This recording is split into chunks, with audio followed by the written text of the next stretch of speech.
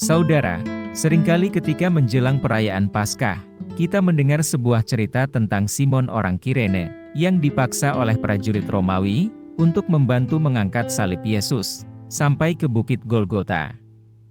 Namun, pernahkah saudara bertanya, tentang siapakah identitas asli Simon orang Kirene yang sebenarnya? Benarkah Simon orang Kirene berasal dari benua lain? Apa keperluan Simon orang Kirene datang ke Yerusalem? Benarkah Alkitab mencatat tentang kedua anak dari Simon orang Kirene? Simak video ini sampai selesai ya, supaya kita semua mengenal lebih dalam tentang Simon orang Kirene tersebut.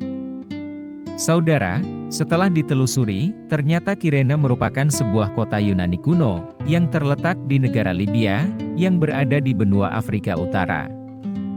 Di kota Kirene ini, ada orang-orang Yahudi, yang berdiaspora, atau merantau dari negara asalnya, yaitu Israel, dan tinggal di kota Kirene. Salah satunya adalah Simon. Pada waktu itu, orang-orang yang bisa melakukan traveling atau perjalanan antar benua, adalah orang yang kaya raya. Dan tentunya, Simon orang Kirene merupakan salah satu orang yang kaya raya dan memiliki bisnis di kota Kirene. Buktinya adalah, Simon berlibur dari benua Afrika Utara, menuju ke benua Asia, yaitu di kota Yerusalem, yang mana jarak antara kota Kirene dengan kota Yerusalem adalah sejauh 1.500 km. Jika hari ini, perpindahan antar benua bisa ditempuh dalam waktu yang singkat, dengan naik pesawat terbang. Namun, di masa itu, perjalanan dari kota Kirene menuju kota Yerusalem, bisa memakan waktu selama 3-5 minggu lamanya. Menjelang perayaan Paskah Yahudi, banyak sekali orang-orang Yahudi dari berbagai negara, yang kembali ke Israel, untuk merayakan hari Paskah. Begitu juga dengan Simon orang Kirene, yang datang ke Yerusalem untuk berlibur, sekaligus merayakan Paskah Yahudi di negara asalnya. Namun, liburan yang harusnya menyenangkan, tiba-tiba, hari itu Simon didatangi oleh beberapa tentara Romawi. Tentara Romawi itu meminta Simon untuk membantu mengangkat salib Yesus, sampai ke Bukit Golgota. Karena, Yesus di dalam keberadaannya sebagai manusia, mengalami rasa lelah yang sangat ekstrim, akibat penyiksaan yang sangat dahsyat, sehingga, Yesus terjatuh sebanyak 3 kali, ketika mengangkat salib, dalam perjalanannya menuju ke Golgota. Saudara, jika liburan kita terganggu, tentunya kita akan merasa kesal dan jengkel. Namun, Simon orang Kirene, mengangkat salib Yesus dengan rela hati dan tidak ada rasa jengkel sedikit pun. Hati Simon tergerak oleh rasa belas kasihan, ketika melihat Yesus mengalami kelelahan dengan luka yang sangat mengerikan di sekujur tubuhnya. Dan sejak hari itu, Tuhan tidak pernah melupakan perbuatan baik yang dilakukan oleh Simon orang Kirene tersebut. Lalu, hal besar apa yang Tuhan lakukan kepada keluarga dan bisnis Simon orang Kirene itu? Sebelum saya menjawabnya, saya akan membandingkan antara Simon orang Kirene dengan seorang tokoh lain yang tertulis di dalam Alkitab. Tokoh lain tersebut adalah Pontius Pilatus, yang tertulis di dalam kitab Lukas pasal 23 ayat 22-25, yang berbunyi demikian. Kata Pilatus untuk ketiga kalinya kepada mereka, "Kejahatan apa yang sebenarnya telah dilakukan orang ini? Tidak ada suatu kesalahan pun yang kudapati padanya, yang setimpal dengan hukuman mati. Jadi, aku akan menghajar dia, lalu melepaskannya." Tetapi dengan berteriak mereka mendesak dan menuntut, supaya ia disalibkan, dan akhirnya mereka menang dengan teriak mereka. Lalu Pilatus memutuskan, supaya tuntutan mereka dikabulkan. Dan ia melepaskan orang yang dimasukkan ke dalam penjara karena pemberontakan dan pembunuhan itu, sesuai dengan tuntutan mereka, tetapi Yesus diserahkannya kepada mereka untuk diperlakukan semau-maunya. Saudara, Pontius Pilatus sangat mengetahui bahwa tidak ada satu kesalahan pun yang dilakukan oleh Yesus. Namun, Pontius Pilatus justru memperlakukan Yesus dengan semau-maunya. Sedangkan Simon orang Kirene adalah orang yang bersedia diperlakukan semau-maunya demi Yesus. Akhir hidup dari Pontius Pilatus sangat mengenaskan. Menurut Josephus dalam buku Antiquities of the Jews, Pilatus dicopot dari jabatannya sebagai gubernur, setelah terjadinya sebuah peristiwa pembantaian sekelompok orang Samaria bersenjata, di sebuah desa yang bernama Tirathana, yang terletak di dekat Gunung Gerizim, di mana mereka berusaha menemukan artefak yang telah dikubur di sana oleh Musa. Orang-orang Samaria tersebut mengaku tidak membawa senjata. Kemudian, mereka melaporkan pembantaian ini kepada Lucius Vitellius the Elder, yaitu gubernur Syria, yang berkuasa saat itu.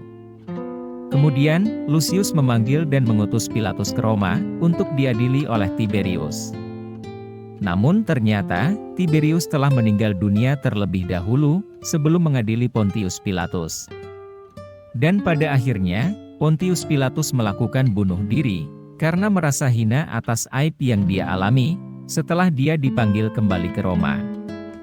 Namun, berbeda 180 derajat dengan kehidupan Simon orang Kirene. Di dalam kitab Markus pasal 15 ayat 21, tertulis demikian. Pada waktu itu lewat seorang yang bernama Simon, orang Kirene, ayah Alexander dan Rufus, yang baru datang dari luar kota, dan orang itu mereka paksa untuk memikul salib Yesus. Berdasarkan dari ayat tersebut, kita semua tahu, bahwa Simon orang Kirene mempunyai dua orang anak, yang bernama Alexander dan Rufus. Saudara, kitab Markus merupakan sebuah kitab yang secara khusus dan spesifik ditujukan untuk orang-orang Romawi. Sehingga, ketika kitab Markus menjelaskan secara spesifik tentang anak-anak Simon orang Kirene, artinya, keluarga Simon orang Kirene, mempunyai pengaruh yang sangat besar, di dalam pekabaran Injil di kota Roma. Buktinya ada di dalam kitab Roma pasal 16 ayat 13, yang berbunyi demikian. Salam kepada Rufus, orang pilihan dalam Tuhan, dan salam kepada ibunya, yang bagiku adalah juga ibu.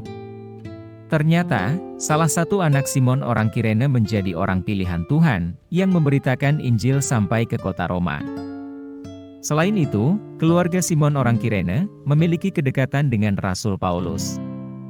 Hal ini dibuktikan, melalui perkataan Rasul Paulus, yang menganggap ibu Rufus, atau istri Simon orang Kirene, sebagai ibunya sendiri. Keluarga Simon orang Kirene sangat diberkati Tuhan, dan menjadi orang-orang pilihan Tuhan.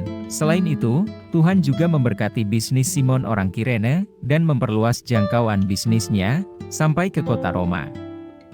Tuhan menetapkan langkah hidup keluarga Simon orang Kirene dengan sangat luar biasa, karena Simon orang Kirene adalah orang yang berkenan di hati Tuhan.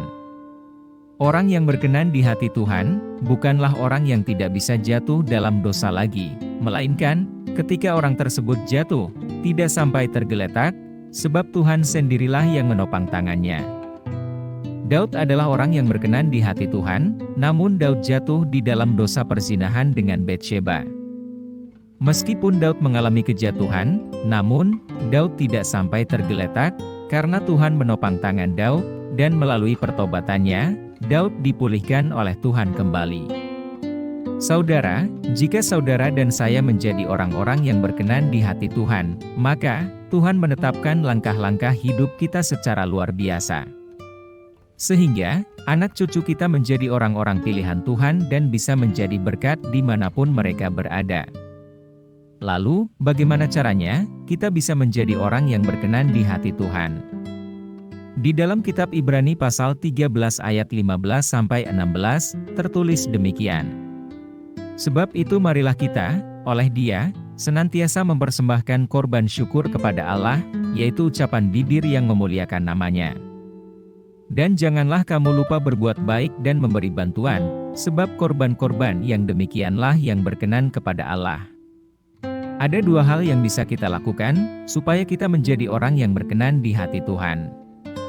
Yang pertama adalah, selalu memuji dan menyembah Tuhan setiap hari. Yang kedua adalah, selalu tidak lupa untuk berbuat baik dan memberi bantuan kepada orang-orang yang membutuhkan. Simon orang Kirene telah melakukan kedua hal tersebut, dan menjadi orang yang berkenan di hati Tuhan. Simon orang Kirene memuji dan menyembah Tuhan, dengan datang ke Yerusalem untuk merayakan perayaan Paskah Yahudi. Selain itu, Simon orang Kirene juga tidak lupa untuk berbuat baik. dan memberikan bantuan untuk mengangkat salib Yesus menuju ke Golgota. Saudara, lakukanlah kedua hal tersebut setiap hari, supaya kita senantiasa menjadi orang-orang yang berkenan di hati Tuhan. Mari kita berdoa. Allah Bapa kami yang di sorga, pada hari ini, kami semua telah belajar untuk menjadi orang-orang yang berkenan di hati Tuhan, melalui seorang tokoh yang bernama Simon, yaitu orang Kirene. Tuhan, kami mau untuk selalu memuji dan menyembah Engkau setiap hari, dan kami juga mau untuk selalu ingat untuk berbuat baik dan membantu sesama yang membutuhkan.